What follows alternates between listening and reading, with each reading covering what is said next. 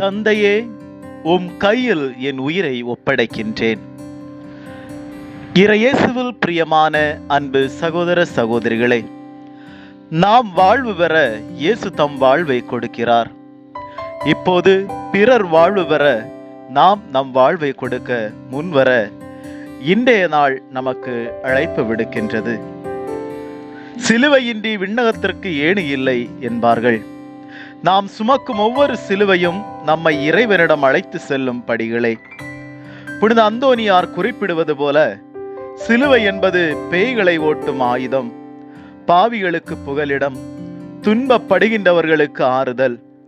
ஆகவே இன்றைய தினமான புனித வெள்ளியில் மௌனத்தில் நாம் சிலுவையை முத்திடும் போது அது வெறும் மரத்தை தொடுவதல்ல, மாறாக நமக்காக நம்மையை வெறுமையாக்கிய கடவுளின் அன்பை தொடுவதாகும். திருசிலுவை மரம் இதோ, இதுவே நம் நம்பிக்கை, இதுவே நம் வாழ்வு. இச்சிலுவையை பற்றி கொண்டு உலகத்தின் இருளை அகற்றி கிறிஸ்துவின் ஒளியில் நடப்போம்.